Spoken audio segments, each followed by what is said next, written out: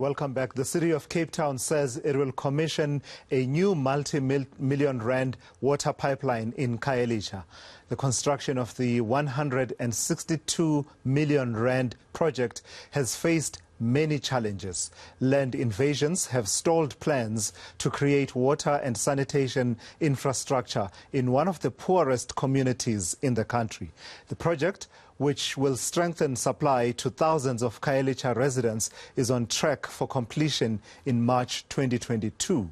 However, the city has been criticized over service delivery issues across townships where sanitation remains the #1 concern. eNCA's Ronald Masinda has more on that story and joins me now. So, Ronald, relief for Khayelitsha residents, I imagine. How have residents responded to this new water pipeline? Good afternoon, Tulas. Well, residents have responded with resounding admiration for the city. The City of Cape Town themselves see it as a breakthrough in service delivery issues. Jordan Hill-Lewis, the mayor of the City of Cape Town, has vowed that more projects such as this will take place. The actual pipeline runs for about 6 kilometers and is expected to pump through around 3,200 liters per second in areas such as eNCA, Kuyasa, Makaza, Harare and surrounding areas. Many people who know these areas will be familiar with a lot of the land invasions that took place near those areas in Khayelitsha, where we saw thousands of people living and occupying in land belonging to the city. The City of Cape Town back then had said that much of the land that has been occupied is land earmarked for future developments, and one of those developments has been that pipeline, the new water pipeline that the city completed or announced its completion today.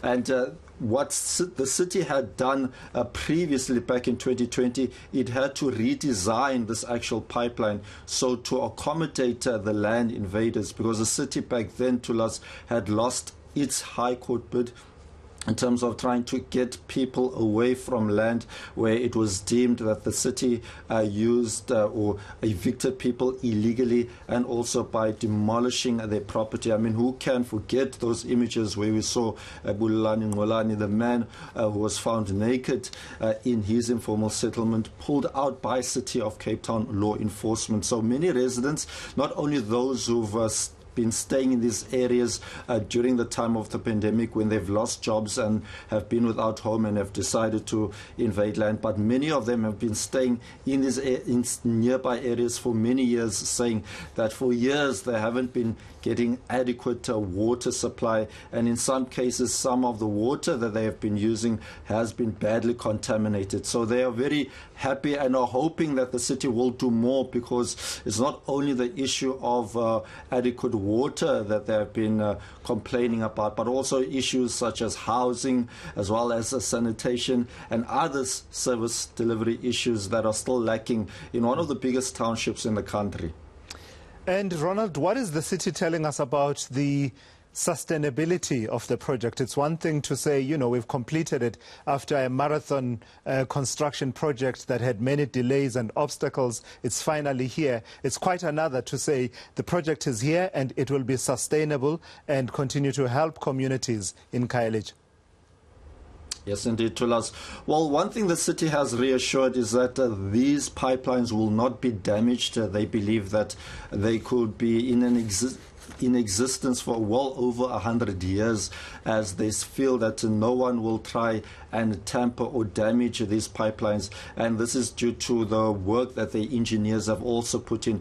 But even more so, one of the other issues that the city says that it has put in place is making sure that they have tightened security, especially in City of Cape Town infrastructure in areas such as Khayelitsha, where a lot of criminals have taken advantage of vandalizing City of Cape Town property. We've seen even day hospitals, a satellite during during protest in Khayelitsha, as well as City of Cape Town officials being attacked, even officials or people working in ambulance services also being robbed. So the City of Cape Town is adamant that this time around it will secure its own property so that people can have reliable water. We heard from Zaid Badruddin. He is a member of the City of Cape Town's Human Settlements Department and Water. This is what he had to say. No, the depth of the pipe won't allow, people with a spade to get to very easily. The size of the pipe won't allow that as well. The pressure of the water certainly is going to hurt anyone that's trying to get to any of these pipes. But at the same time, the infrastructure that we're standing in now, very important space, very well securitized, fencing, cameras, security guards. But also we've got the necessary maintenance teams who will monitor the pipeline as we go. But on a day-to-day basis, we don't see much vandalism on the large pipes, the bulk pipes that we have behind us here today. On the smaller pipes, yes, and we respond to that as quickly as we can. But certainly there's a very important relationship here between the development forum, between the residents and between the City of Cape Town, because we want the water to come to Khayelitsha. And it can only be done so in a sustainable, reliable and safe way if we work together to protect this infrastructure, the 162 million rand that we've invested in Khayelitsha. All right, Ronald, thank you for that reporting. That's eNCA's Ronald Masinda out in Cape Town reporting on that 162 million rand pipeline project in the area of Khayelitsha that we are told by the city will ease the water challenges in that area, but also will be sustainable.